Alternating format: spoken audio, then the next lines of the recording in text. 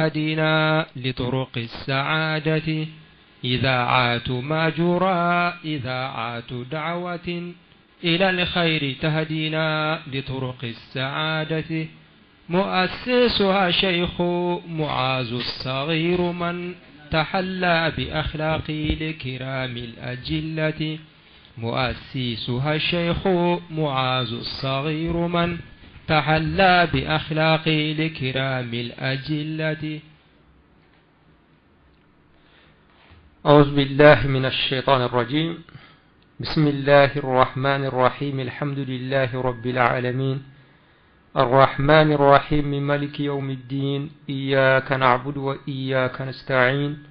اهدنا الصراط المستقيم صراط الذين أنعمت عليهم غير المغضوب عليهم ولا الضالين. اللهم صل على سيدنا محمد الفاتح لما أغلق والخاتم لما سبق ناصر الحق بالحق والهادي إلى صراطك المستقيم وعلى آله حق قدره ومقداره العظيم. وبعد فالسلام عليكم ورحمة الله وبركاته. أنبل ما سلامه راجو نور الدين ماجورا l'Amérique la belajele ceni muso demsani makurba ambe awfo ni alislamiya ka foli no ya assalamu alaikum wa rahmatullahi wa barakatuh. An ka je ka Allah subhanahu wa ta'ala tanu ka ala wali mando ala mi akan nema neni auka ni dante ala ka soli ke an kuntigi Muhammadu ka ale min keranga kana sabuye tasira nyuma ale mi yo blankoro kam bari ka bo tasira jugula an kuntigi Muhammadu ambe Allah subhanahu wa ta'ala dile ala kan nema ni kishi jida ka anaka sumo belajele anaka sahabo belajele ani mama yun nomine fokata se jodoma ambe belajele fo jamana kono jamana koka an karamo an bangi baw an ganyemo ambe belajele fo radio barakelaw nyama somo ambe befo ambe do nyini bela jelen fe ka do nyini befe ala kambe sawama wala handa mimbe ambulo bi ina ko hakli jigina kitabu dore bambulo mimbe kuma bid'aka ka sabuke bid'a ale mawdu'e mim mankan kan chala kosuba dinala o kuma donimbaw المحققون وكان لنيني ومصطلحات والما وفهمن بالدين لنم من كان بألا وكافرك ايوا فنيره يمنيه كايرا مغولا مغو كادو يا فامو باسكي ميندو ني بلا جليا حقيقه دو avec savi ka dobo mangana fen nun caman be no mankamba la dombaliya diro note na dona chere la ewa nim manka millasli make nin dongoy nim manka millasli make hashide o ko ni caman be bola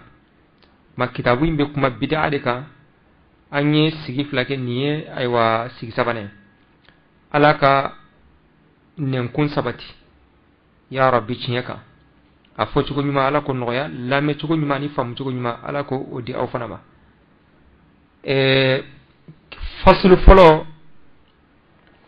ayoke muqaddimatun fi kamaliddin parce que nego be kuma bid'a ka fendo beno ikan ka kuma lu kan folo ko ken i awanye blay o kuma o nyeblay ayo folo ke kayira ka fo dina min fle ambulo ni o islami dinay a dafalendo kelendaje ukuma bena flara min li amma o yi at-tahdhiru min al-ibtida'i arakira sallallahu alaihi wasallama ani Allah subhanahu wa ta'ala yere u yam baba bid'aula fevete dina do ka oddo akono aywa uyan faraka bo oma bo kuma sabara mimbe na yo kenya blay tuguni o ye kayira ka fo koko bena jinyala islameka adama den ka tasarrufatu belajele ko beke ni hayatu in kono nganyira me kono kiriba belajelena hukuma ni fen saba ayure ke ka muqaddima li hada almawdu hukuma ni alay asbab belajelen no yani ni sigina odo wani leri anta anteke ma insha Allah sigure ana to dafa folo muqaddimatun fi kamaliddin kayra ka fo dina dafalindo kilentaje لقد أكرم الله عز وجل هذه الأمة الإسلامية بالرسالة الكاملة والشرعة الخاتمة والنعمة التامة الله سبحانه وتعالى أين منتون نيو على كركم منتون أيوة على كركم منتون بنيا ni kira laban ka a wacili ka shari'a laban di umma alay nemat dafalen ke uye fakhtarahum wastafahum li hamli risalatihi wa wirasati kitabihi wa qiyadati ibadihi alay ala kira kam mantun di sugandi nin cika min flene na dira ala kirama alay ulu di sugandi kuke cika intabai ay kitabu min di ala kirama sallallahu alaihi wasallama kulu ke kitabu in cienta bai ka aka jon aywa nsama katra Allah subhanahu wa ta'ala ma ka sira nyuman blukoro ku balika bo ku yela makka bo sira jugula kuma Allah subhanahu wa ta'ala ayuka dinan aya dafa fala yahtajuna ila din ghairi utilla fi dina warla min denin dinaye kasroka kirawla fasamanti kirawla nabi mauna min kafsa katama belajilenga ala yo ci nimmanto indela ni oyi an kuntigi Muhammad sallallahu alaihi wasallama Muhammadu mini Allah subhanahu wa ta'ala ya ci katara belajilema dan fembe ka ke bashiran wa nadhiran nimsi wasabado ewa ni arjanay bagabali kelado ewa ni tasmay ala kan garsige arjana la kan kishi tasmama Allahumma amin wa da'iyan ila Allah bi iznihi wa sirajan munira ala Muhammadu ninke wolele bay katar Allah subhanahu wa ta'ala ma ni ala reka jenye ka ke fitne yele mimbe awa siratige jele nyira mola ka Muhammadu ke sallallahu alaihi wasallam ka ke kiraw nabi maula banye ka ke ala sira jon ka nyemoye fala halala illa ma harramahu fala halala illa ma ahallahu wala harama illa ma harrama wala dina illa ma shara'a hukma halala foitake halalai ni ala kirama minke halalai ala kirama minke halalai udi halalai foitake haramuye fo ala kira de kake haramuye wa foitake dina ko ge tasirai fo ala kira yere sallallahu alaihi wasallam na minke shari'a hukma ala kira kam manton ulide kira manton nyumawye ni ala yulabo kana dukulen sanfe ina fo ala yere ko qur'ana kono kuntum khayra ummatin ukhrijat lin-nas al-aya aw de kira manton la so hermawi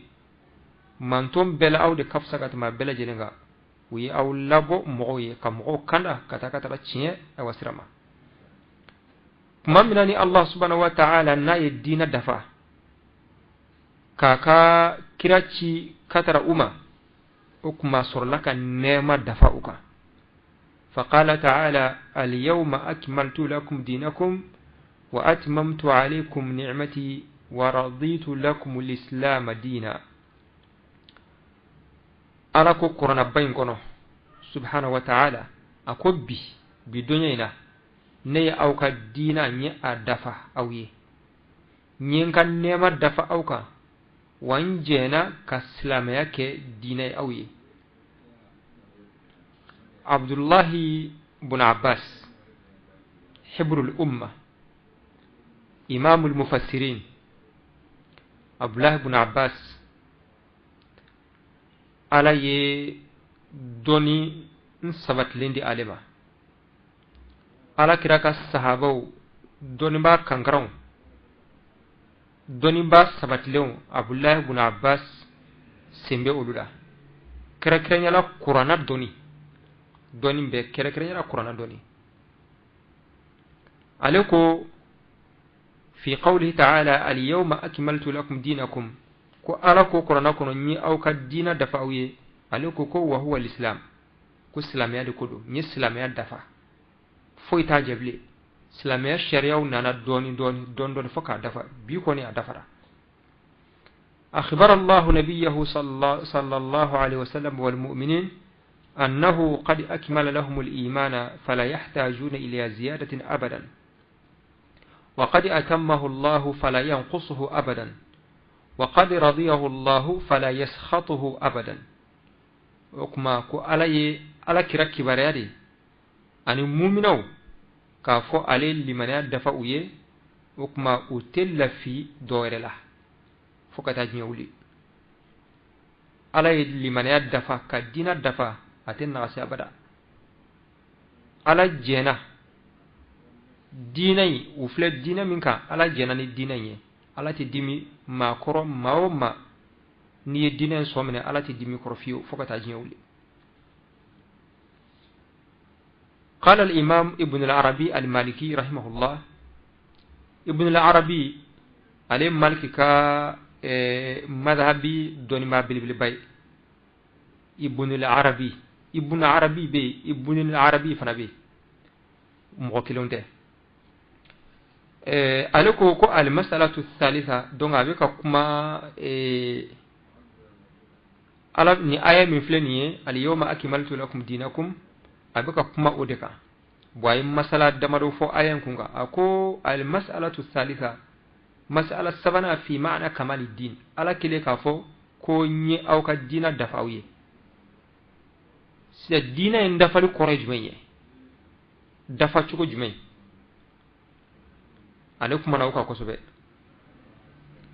أكو وتمام النعمة فيه على كون يكا دينا نيا أوكا دينا دفعوي أني نما دفعوكا وبكتشودي أكو وفي ذلك كلام طويل أكو كما كجان كسبة لبابه في 7 أقوال كما انكسي كما ولو فلاري بالا ni ayen dina dafali ani nema dafali dina ndafali a dafara cugudi kwa kuma ka cako sube mais kuma wolofla be ana caya bela jilemi do kono al awwalu annahu ma'rifatullah kuma folo we ala doni kuma nye aw ka dina dafa ko a folo ko muradu ya ala don arada al yawma arraftukum bi nafsi بأسمائي وصفاتي وأفعالي إذن فاعرفوني ko alaga lañine ayena bi koni ñi awla dona ni ñere bi mana ñere yira awla nga togo nga magangutu nga baraw nya be ñi fawñina magangutu minu be wajibi an ka hakela nga togo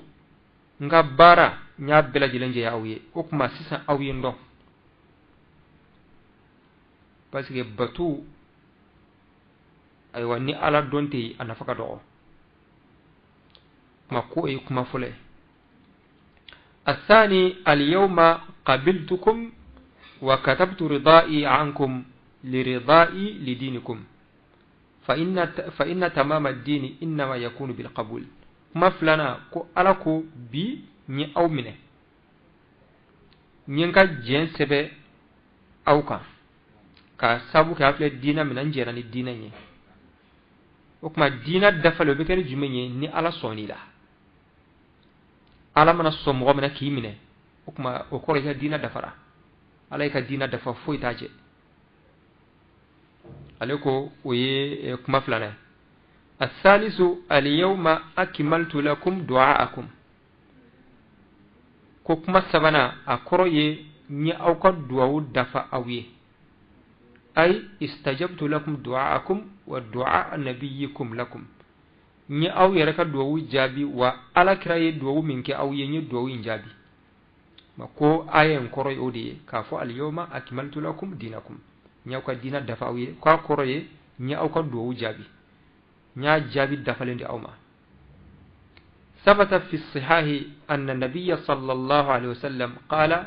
أفضل الدعاء دعاء يوم عرفة أثبترا حديث السهل ونكو على كرا صلى الله عليه وسلم كو دعو لف سمنتي دعو من كبسة دعو بلا جلين كو وي عرفة دون دعوي وكما عرفة دون على كرا دعو كي كسبة إنافو آية يرجينا عرفة دون دي ala kire duwaw ke kosbe ayreye ani akam mantom belajele wode koso ko ala kile ka fo nyawka dina dafa awye ukma duwaw min kera ko duwaw imbe jabi ka ko rewde الرابع كما ناننا اليوم أظهرتكم على العدو بجمع الحرمين له أو بتعريف ذلك فيه وكما ناننا ويه ala ko bi ni aw dem aw juguka parce que ala e haramu fla beddi ala kirama ala e haramu fla beddi ala kirama madina kuna kumbe me magan kunte asawla me fatuhu makala anana aywa magan mine kasoro kelemake aw kuma haramu fla be kera ala kira a bela jelen kera ala kira naka sahabo awa dunu kamara kono ma ko ala ko al yawma akmaltu lakum dinakum ko o fanam sika kala yini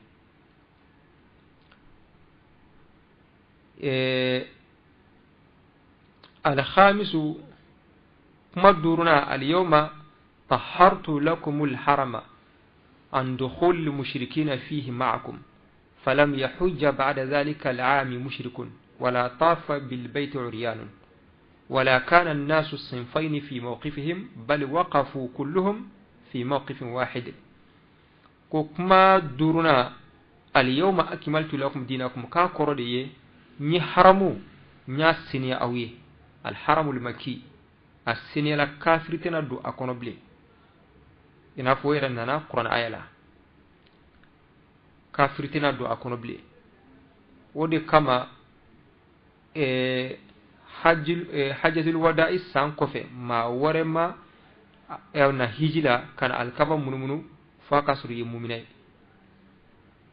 o kuma kafirun mushriku oluka hijuko o banai jahiliya la ukumbe alkaba munumunu lankulo fana dablala ma mawo mabekene o wati ma mu'minu be kene ka mu'minu bala kafiri bala ma fasu be bala men nin kofe aywa ma warete ye kena ka kafiki be alkaba munumunu fa kasuri mu'mine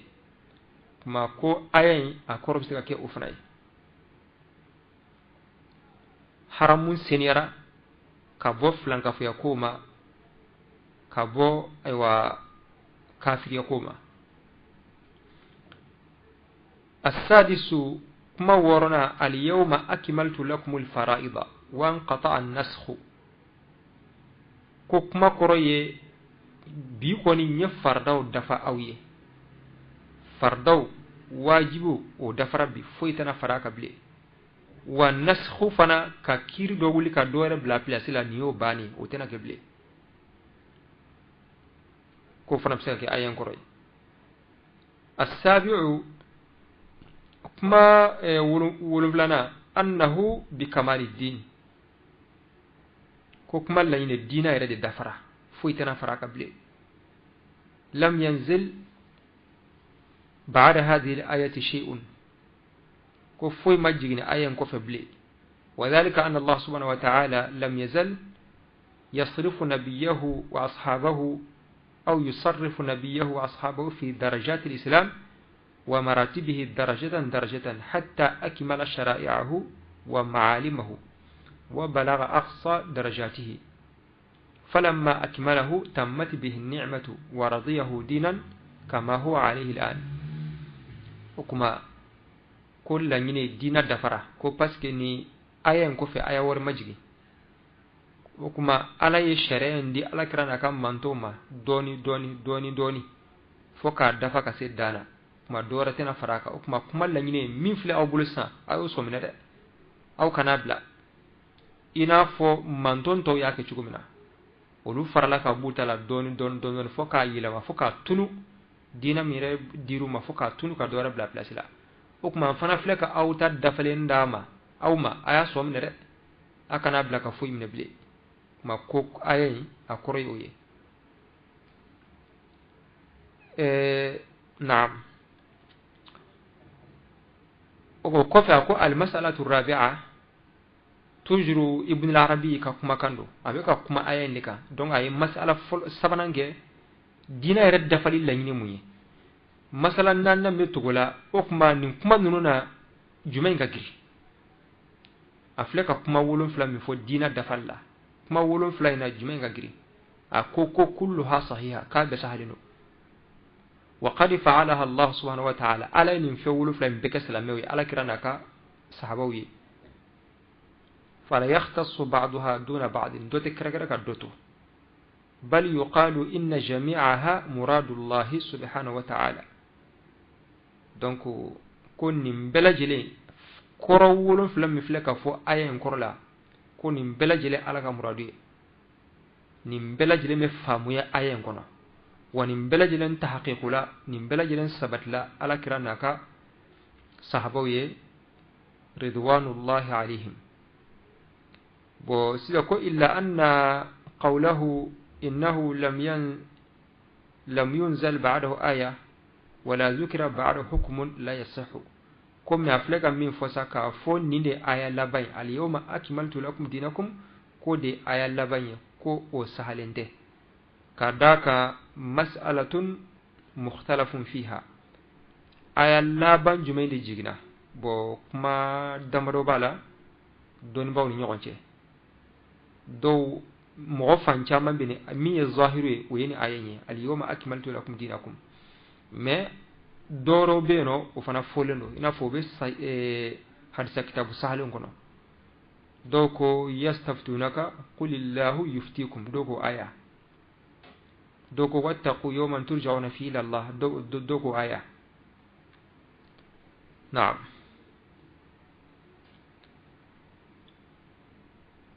وقال ابن فرحون رحمه الله اليوم أكملت لكم دينكم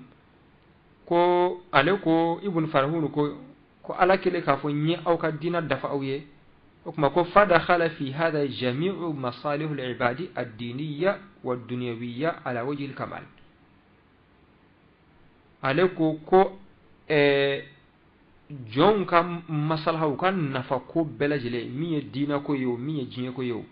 ka belajile nda falan donane ayen kono adama do bella fi fenfela o ka jinye la tikala dina ko fanfe jinye ko fanfe ka belajile nda fale awa ala belajile nda falen duma a belajile me famene ayen kono parce que ala kirako sallallahu alaihi wasallam تركت فيكم ما إن تمسكتم به لن تضلوا كتاب الله والسنة ألا كراكم يفين لتو أبلو نو فين كوني ما دام أنا يفين سمني أتتون فيو ألا كتابو أني ألا كراك السنة وكما قرآن أني حديثا فين بلا جلين ما كونو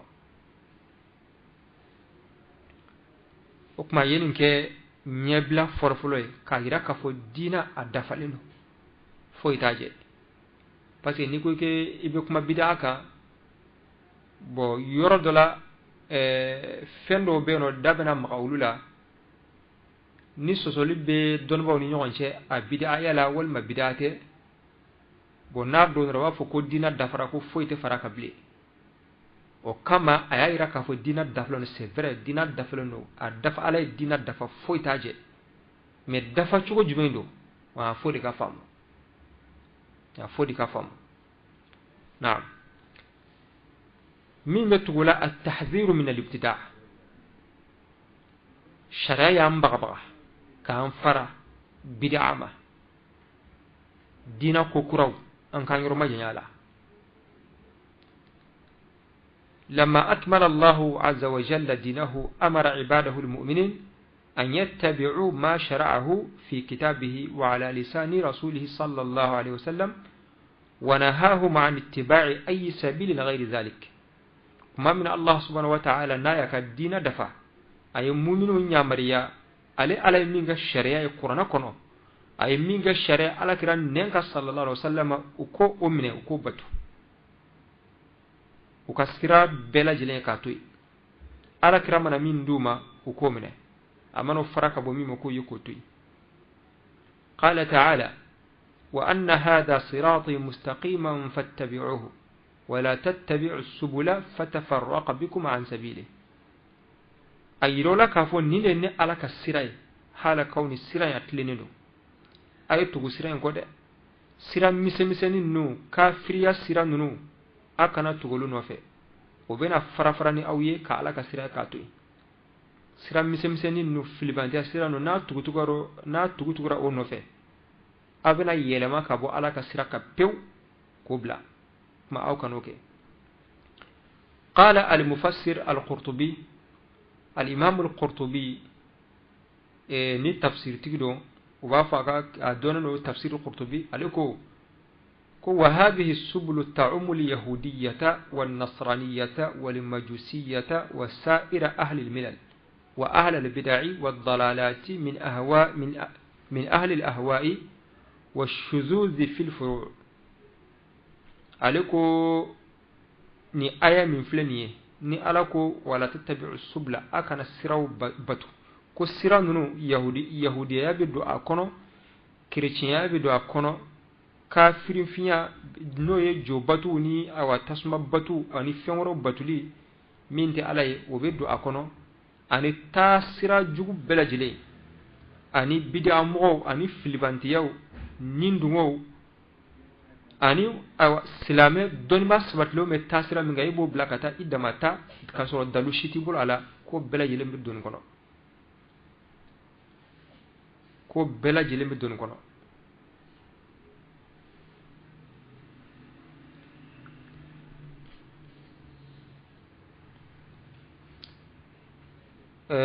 وقال مجاهد في قوله ولا تتبعوا السبل مجاهد علفنا من العلماء المفسرين مجاهد أطغب في التفسير لا قصبه عليكو على كل كافو ولا تتبعوا السبل أكن السيرة بتبتو عليكو قال البدع كل ين بدع دي أكن كوكرو سندي الدين لا قال ابن شهاب علفنا من المفسرين عليكو وهذا كقوله تعالى إن الذين فرقوا دينهم وكانوا شيعا عليكو ما منو nuyu ka dina farafara ka ke jama jama ale ko ni ayen belajele kele ala kele ka fo wala tattabi'u subula fatafarraqa bikum kanini ayen be kele ma alay nunu la gushide uyu ka dina farafara ka ke groupe tasira nindu ngoka hukma falharaba wan najat والتمسك بالطريق المستقيم والسنن القويم الذي سلكه السلف الصالح وفيه المتجر الرابح حكما سلامك بولي دام بلجلنا بولي دام بلجلنا إكي رنيني سيرات لين إكامي ما نيمان تمنو أولوك متاسرا منك إكا تبوكو ودي jago kummi ni tono gwansa no peretitala o ye Kuranaye an fara ka bɔ taasira ninnu ma ka ko jugu senti diina la minnu bɛ dankari diina la ka taasira jugu kire diina kɔnɔ min bɛ dankari diina la Kurana filɛ k'an fara ka bɔ o ma o kuma n'an taara hadisa ma wa qad hazara rasul sallallahu alaihi wa sallam ummatahu wa huwa arrahimu bihim almushfiqu alayhim min ittiba'i subul hawa wa dalal ala kira ya kan manton fara ala kira mi abe hina akan manton ka kateme bela jelenka ala kira bi hina kan mantona ka teme bangewa bi hina minke katara dima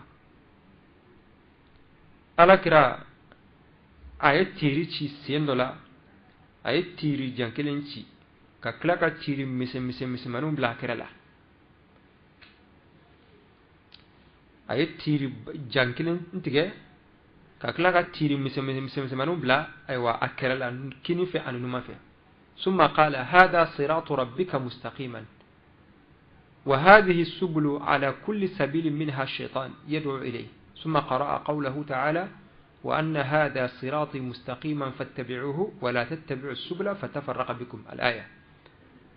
ala kira ko o ko tiri jankele mi fleni o de ala ka sira de atleno no ni ya mene be se alama sira mise manu minun fla kerala numa ni kinife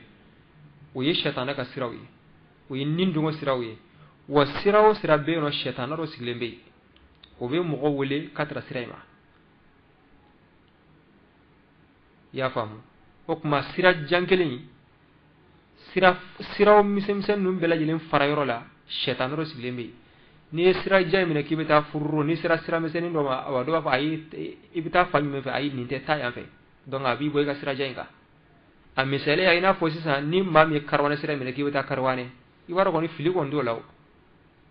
ibe bele mine kata fo karwane ne hari mamma nyinga aywa meni sira nyefe furu sira fara lembe mado siglembe o ko ibita mi kometa karwane ayi karwane sira teni ayi sira do biligoro mi miti soro joni donc am salabite ma shetana nunun be fere bela jelenke sira direti ki bwaka ki bla hakada e tukono na fe aywa ni ala mi kuna jebti rasul jahannama kono wal iyaz billah ala kan kisuma ala kan sabati sira tlenen ka fo arjana kono allahumma amin wa kana yaqulu fi khutbatihi amma ba'du fa inna asdaqa al hadith kitabullah وإن أفضل الهدي هدي محمد صلى الله عليه وسلم وشر الأمور محدثاتها وكل محدثة بدعة وكل بدعة ضلالة وكل ضلالة في النار على كرا صلى الله عليه وسلم تمدولا أكمتو كافو أكا خطبكنا أباف أما بعد ننت من انكفه كما ولا مين أوا mi ye tiɲɛ ye ka tɛmɛ kuma bɛɛ lajɛlen kan o ye ala ka kitabu ye n'o ye kuranɛ ye tiɲɛ t'ale kɔ wa kana wula ɲuman o ye muhamadu ka kana ye wa ko bɛɛ lajɛlen juguma o ye ko kuraw ye ko kura minnu bɛ senti diina kɔnɔ o bɛ dankari diina la o de ka jugu ka tɛmɛ a bɛɛ kan wa n b'a fɔ ɲɛna bi ko kura o ko kura a bɛɛ bida wa bida bɛɛ lajɛlen ye filibanteya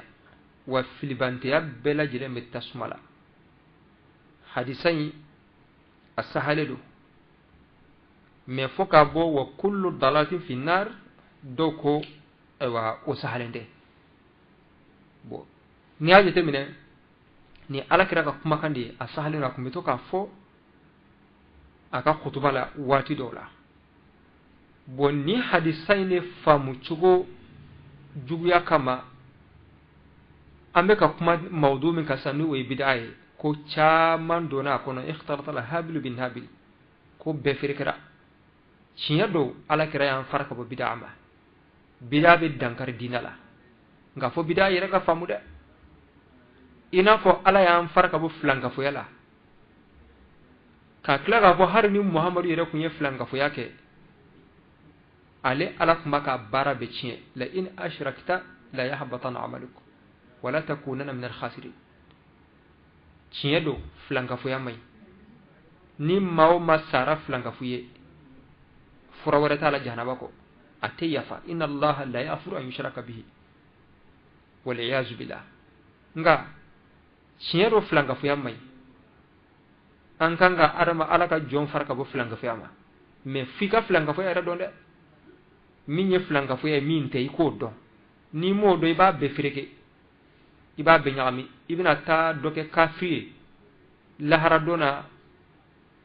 o bɛna t'i kɔn arijana kɔnɔ walima o yɛrɛ bɛ kɛ o bɛ se ka kɛ sababu ye kɛ awa i sɔrɔnali dɔn kɛ k'i kisi hakɛda jenini ma o tuma ko ninnu bɛ ten faamu cogo ɲuman ye dɛ o de ka gɛlɛn ala ka diina faamu cogo ɲuman di an n'aw bɛɛ lajɛlen ma n'o tɛ hadisa in a sahalen don nga tellement que bid'a yɛrɛ kuma cɛyara ko dɔ kɛra bid'a ye ka sɔrɔ olu t'a la hadisa in yɛrɛ ni mɔgɔ ni dɔ y'a mɛn dɔrɔn u fari bɛ koro kan k'a sabu kɛ a faamu cogo jugu ye awa a faamu cogo jugu sabu ye n'o tɛ ala kɛra ka kumakan dɔ wulibali don a sahalen don وقد حذر الصحابة رضي الله عنهم والتابعون لهم بإحسان إلى يومنا هذا من الابتداع في الدين وإحداث فيه ما ليس منه زيادة أو نقصانا أو تغييرا وعلى كرة الصحابة أن التابعون ما منهم ألوبته أيوة فوقنا سيب بما تشيسراكا ألوب بلا جلني فرالك كابو بدعما كوكورا سيندلو دينا لا ميمي دانكار دينا لا parce que ambo de foka faraka toujours kokura sendile minabe dankar dina la fo de ko de ga foka faraka note nango kokura sendile de dina la kokura sendile mimbe bo kachane mimba fo bidati be mimbe awa atoko ko bela jilenke bidai kokura sendile chamambe awa ulu rabi ko ke okuma fanga fo de kokura sendile minabe dankar dina la ango foka faraka naam o kofe donimba uye taalifu ke uye kitabu la bid'a kunga awa ma baina mutawwil wa muqassir do ferelen do ye kitabu fitinu ye kam go faraka bo bid'a ma wati bela jelena okma amba Allah subhanahu wa ta'ala dil ala kan kisi bid'a ma ala kan bila awa asrat lenika الشيخ العلامة عبد العزيز رحمه الله عليه بيتي دوده بيتي فلا على كاد دانكلي منوني على يلو ده كولو لاناتي كولو بلا دو كولو انسان في دينا تنغالي كما اي بيتي دوده كولو تنا وهم حوطوا الشريعة الشريفة بفضلهم فأضها عن الجهال ممتانع الحمى وكمقاصد للدين يبغي فساده رآهم ليوثا خاذرين فأحجما أكو وهم حوطوا الشريعة أكو دانكلو نردون بانو ويشيا لملكه الشريفة نو الشريعة منا قرطة لنو بفضلهم نو كفسمتياي ويه وكرا كالشريعة كورينا فكوكو يبي كوكو كي كدو كوري تشوكو منا كوكو جانو يكا كوكو لا تشوكو منا ولا مبس سينسان جانو يكا فرو لا تشوكو منا فين سكادو ويه الشريعة كوري ودي كما فأضها عن الجهال ممتنع الحما وكما الشريعة كرا أيوا تنغلا كودون بالولا kodon bali mana na kibina dankari dina la itenya foi sorala ubinyei ubigen ka wala ako ma joyoldo we dina kere ka fo ka be dina chien ka be dankari dina la ibena doro iba fo kibina dina chien ibena soro waraw jolendo ka awa dina gardi ibi sinfa ukma o dankelo nte ba dina na fokata jinyol no bana do mina albe du kolo meleke ala kanu kanyina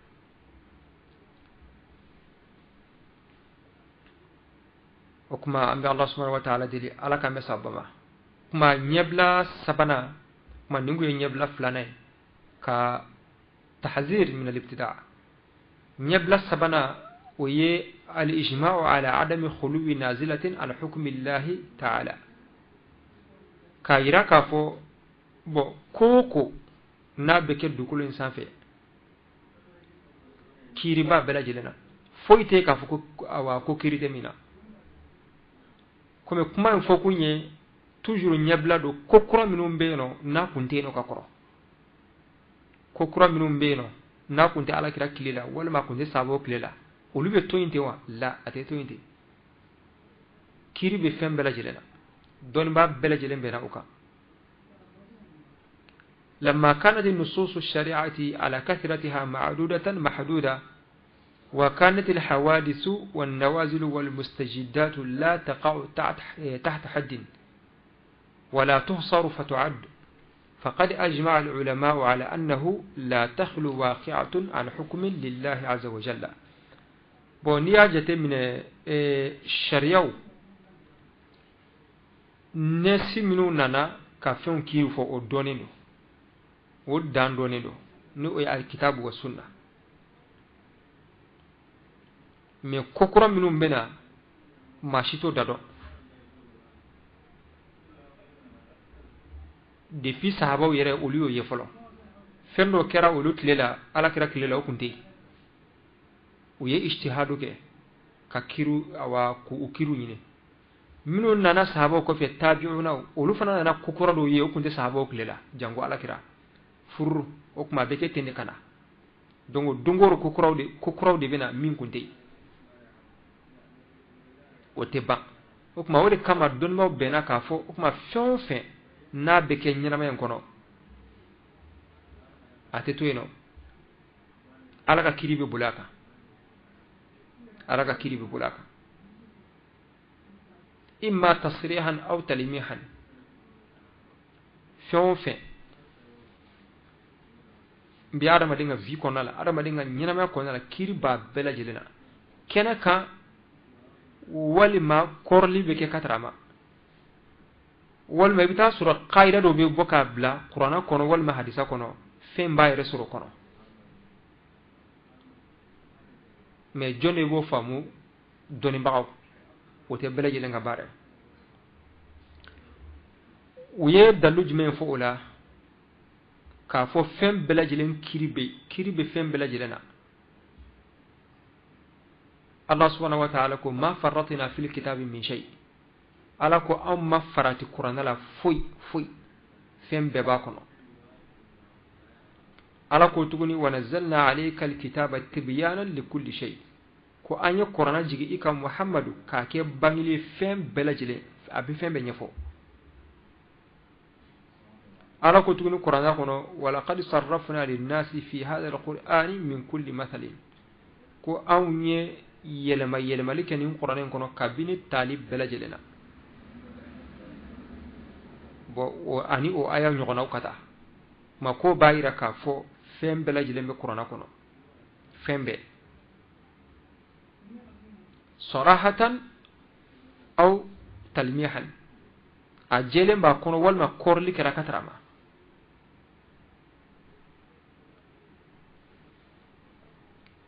قرطبي رحمه الله في تفسيره قوله تعالى يريد الله ليبين لكم ويهديكم سنن الذين من قبلكم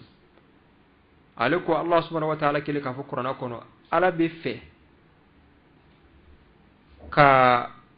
دينا بانغي اوي كاو كانا كاترا مؤمنون تمنا اونيه كاو كانا كاترا لوكا سيراتيك جيلما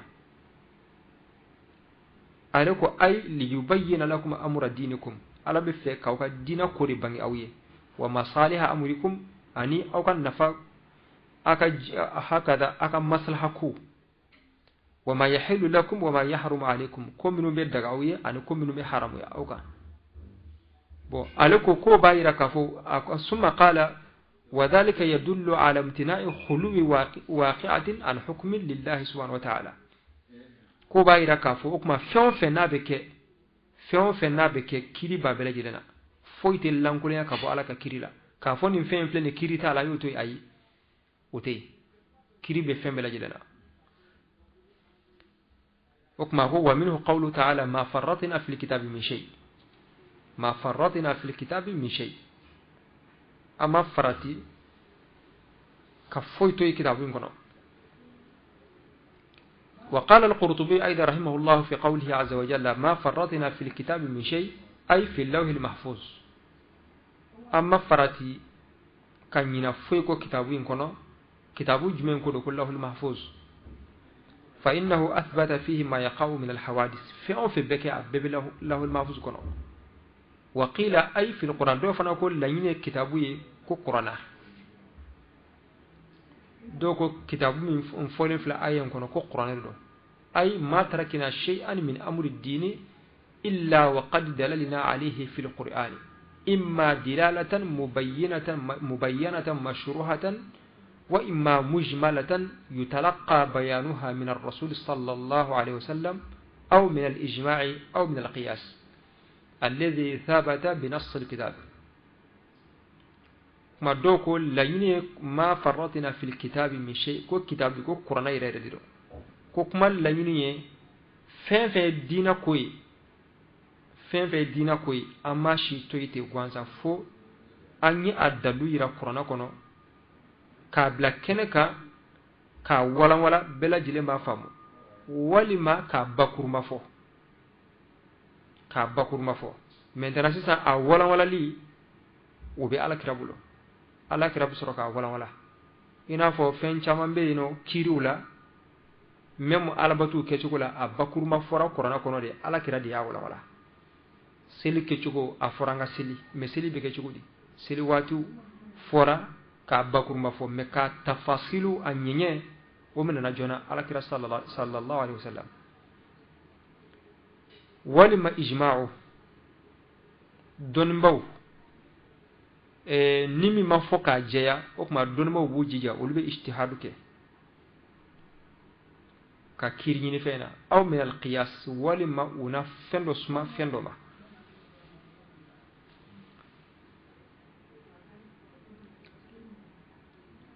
وقال النووي رحمه الله في شرح حديث طلحة بن مصرف قال سألت عبد الله بن أبي أوفى رضي الله عنه هل أوصى النبي صلى الله عليه وسلم قال عبد الله لا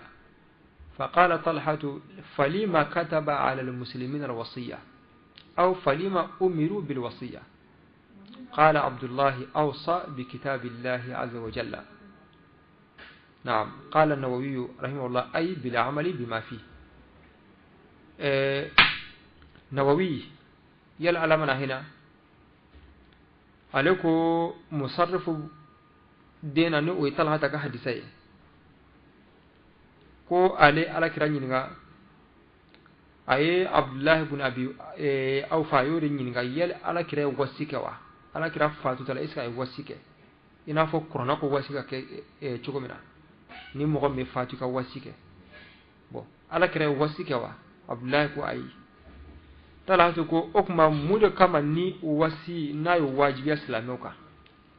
walima ko limadha falima umiru bil wasiya mude ko so islamu nyamire ni waskai ala kire ira duma wasike abdullahi ko awsa bi kitabillahi azza wa jalla ala kire wasike de comme ne ko nya famu kan fli kambe wasimi ma ewa o le ta ala kire wasike ayan wasi ni kitabu ye ni o ye qur'ana anga qur'ana so mine kuma nawawi ko ka qur'ana so mine jumaye ka baraka nay fem min ba kono afrika min ngay ko ke afrika min to yi ko to o de ye qur'ana so mine le akora de ka qur'ana taka mara wal maka durshi ngolo la te wal maka taka kata mara so kono te ay ote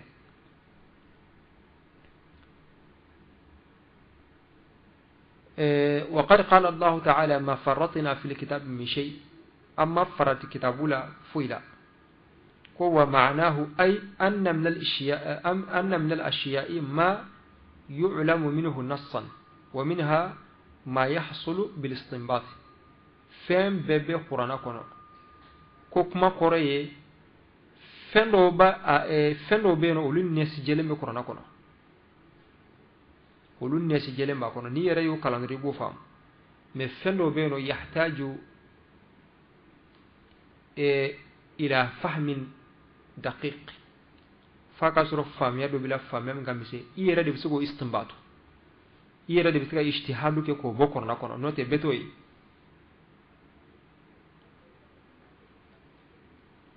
او بيتوي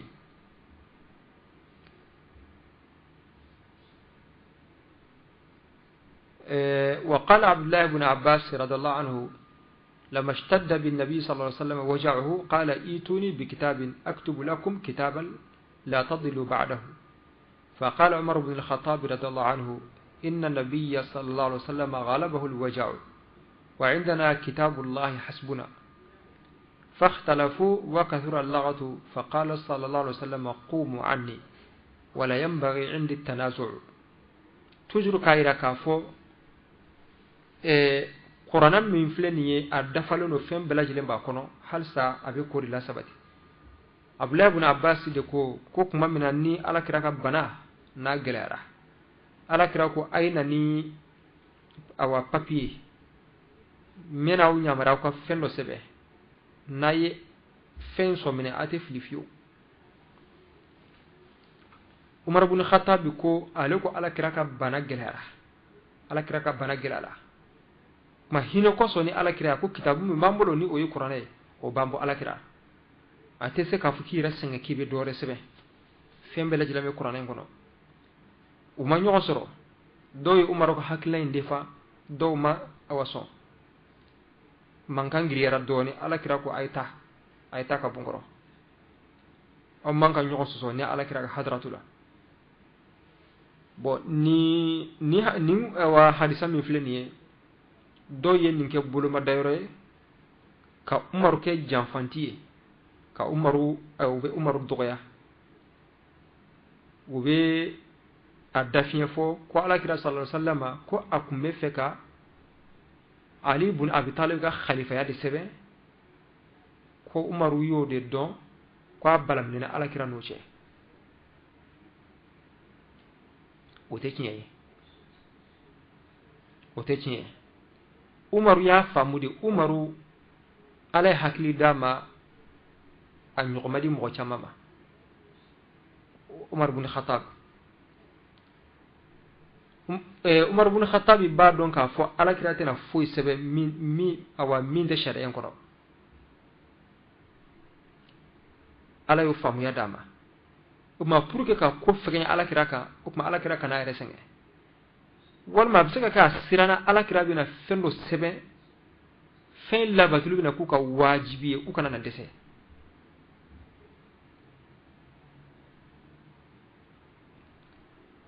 kuma wuri ko hasbuna kitabullah parce que umaru ya famu ma farratina fil kitab min shay an flaga aya min fo fen bela jileme kitabu kono ala ko tun al yawma akmaltu lakum dinakum an ya auka dina da fa'uye ya fam bo umar ya famu ko ni ka fo atena sharia atena fen wora ko ni fo min de dina kono umar yore fam maka ko fegna ala kira ka kana resene boni na ya soro fara ko fendo min lasili kunya ala kira ka wajibi ala kira kun tatu yum na soro fendo ko dina dodo fo ala kira ka lasede ala kira kun tatu parce que ala ko qur'ana kono fa illam balligh ya ayuha rasul balligh ma unzila ilayk katabla wa illam taf'al fama ballaghta risalati min diri ma Allah se ni ma kadori ma alaka imalaka chikala se na ya suru ko ala kira ku mina min sebe ko sharia do de do ala kira kun tatu ifiyo ko mo bayara ka fo ala kira ire sallallahu alaihi wasallama ay umar ko hakilnai ay ha chintiya bo min bayra tuguni ka fo ube min fo ka fo ka ku me feka umaru ali ibn abi talib khalifa sebe min be kuma ka ira ka fo ko chiete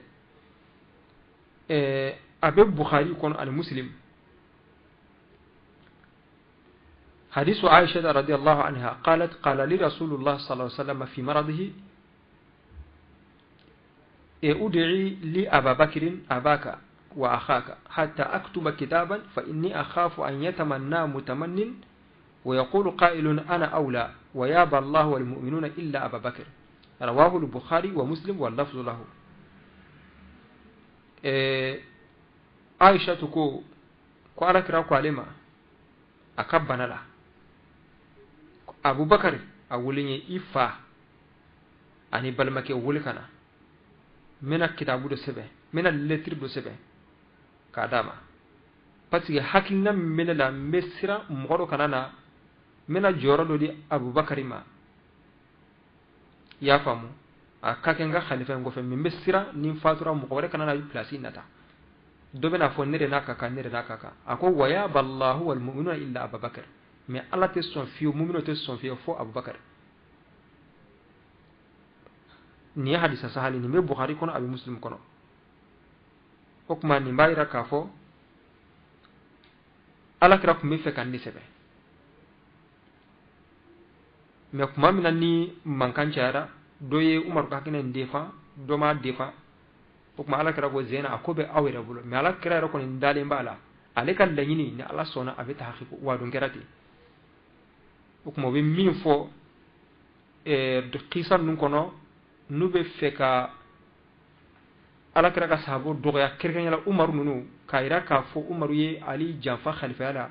u bɛ ni kuma ninnu na ɲɔgɔn fɔ k'a yɛlɛma aw tiɲɛ kuma tɛ naam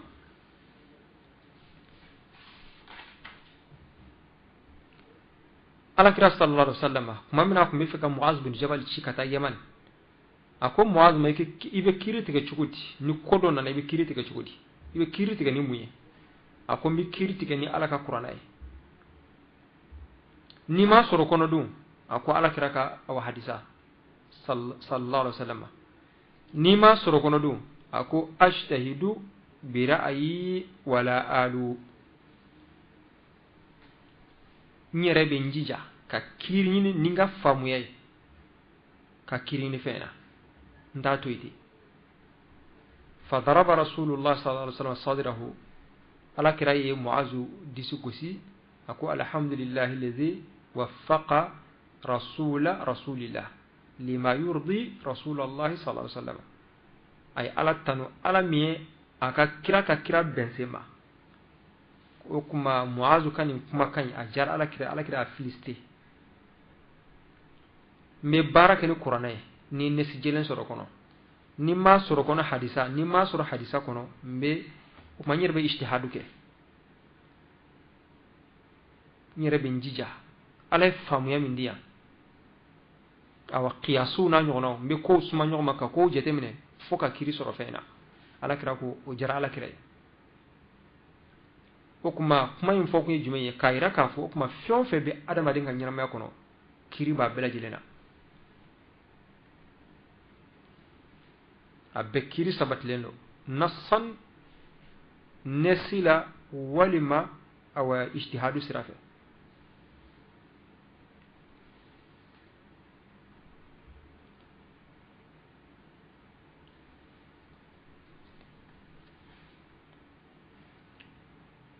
kuma ko ibn Muazu aka hakilnata ka fo bi mirte ka sina ka fendo imaginer ko ke fen kiri ayute ولم يرد الرأي الذي يراه من قبل نفسه من غير حمل على كتاب وسنة na donc o ta kala hine ki miri dro gas naga fendo fo nindu ngasira fe ayo tek atekete ne abe ijtihadu minke abulma da yoro be ke toujours qur'an na hadisa de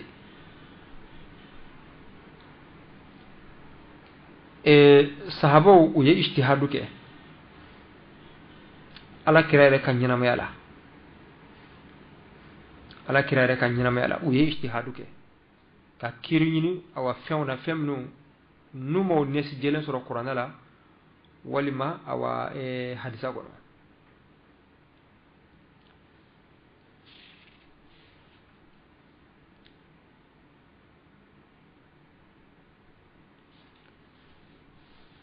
kuma donba bena aywa masdarun nanika walma donba fanchama الكتاب والسنة والإجماع والقياس قرانا ويفلا فلا وري مرتبة فلا فلا عندي تمكتر دورة ما كتوي فلانا ويه على كراكا كما كوني سبنا ويه المجتهدون ودون باس بتلوين نولو بنا مينكا ولو بمنا بينكا فوني فين كيريني دون أبيكوي نانينا ويه القياس ka fɛnw suma ɲɔgɔn ma o kuma nin de kun ye ɲɛbila ye kitabutigi fɛ yanni a ka don fi sulubil mawdu ni o ye bid'aw ye k'a yira k'a fɔ o kuma ko khulasatul muqaddima sa muqaddima ye khulasa yɛrɛ min ye a kuma kisɛ yɛrɛ min ye a ye fɛn duuru di an ma inna an-nusus allati qaddamtuha بين يدي الكتاب تفيدنا النتائج التالية أفلك من فكتمه أمي فين ندمر فهم يكونه أولا كمال الشريعة الإسلامية وتمامها إسلامية دفللو دين دفللو وكوني قولا واحدا كما فلتولا سكتولا دين دفللو فلا تحتاج إلى زيارة ولا يعتريها نقصان أتلا فيك فين فراكا إبيفنا فين تبوالا بإذن الله ويفعل الدين يندفلله فلنا التحذير من الابتداع في الدين بعض ذلك كم بسرعة أكونتوني ka bo bid'a kuma ka kokro sinti dinala mi med dangar dinala sawa'un bi ziyarati aw nuqsan aw taghyir akara ka do fara dina ka sawa wal maka do bo dina ko la sawa wal maka fendo yela maka ki saboy abekle sabana innal hawadith wan nawazil wal mustajidat la tantahi bal hiya mustamirra wa mutajaddida kokro te bane kokro te ba illa an yarisa Allahu al-arda wa man 'alayha fo ala ka ta dukulo meleke har shini kokura do bena mi awa mi ngunte gale okuma fo kiri kanyini ka blulade fo ukiru ka do nanina inna ayya mas'alatin nazilatin mustajida la takhlu an hukmi lillahi azza wa jalla okuma kokura min flena sa atillan kule ala ka kirla kiri bala ibse ka fore nere ta do note don ba sabat lo ni ya blulu koro ولبي اجتهادك ككريني كابلالا وأن هذا الحكم موجود في كتاب الله عز وجل وكريم من فلني أو كتابه كنا أو قرآن كنا والما بألا كراك كما كان نصا أو دلالة النسي جل ما كنا ولما هناك قواعد إذا صار قاعدة بينه قرآن كنا والما حدث كنا يندرج تحت هذه القاعدة أو دو قاعدة كنا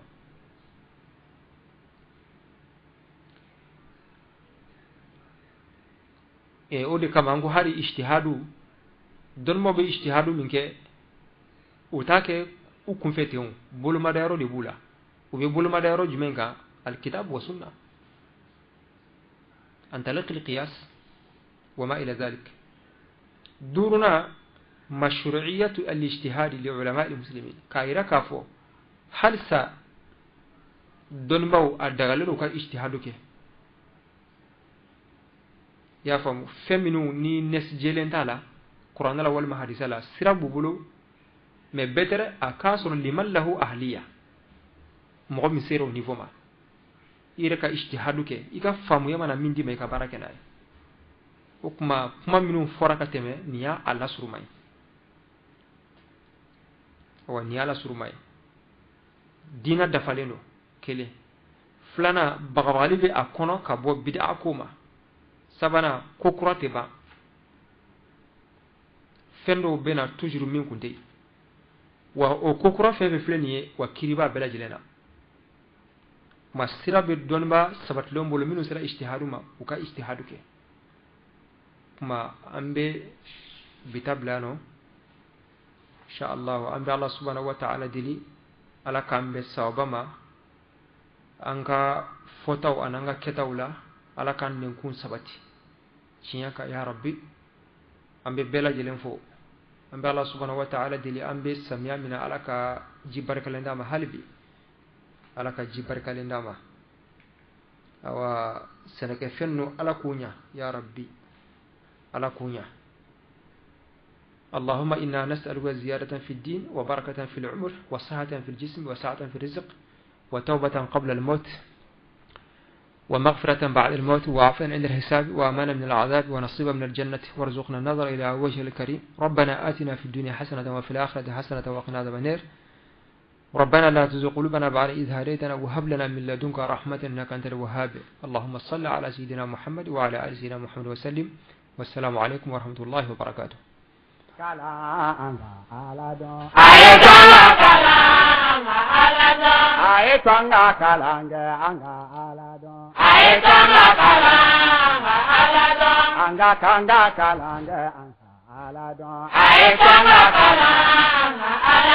Ayetonga kalange Kurane kalange ku anga kala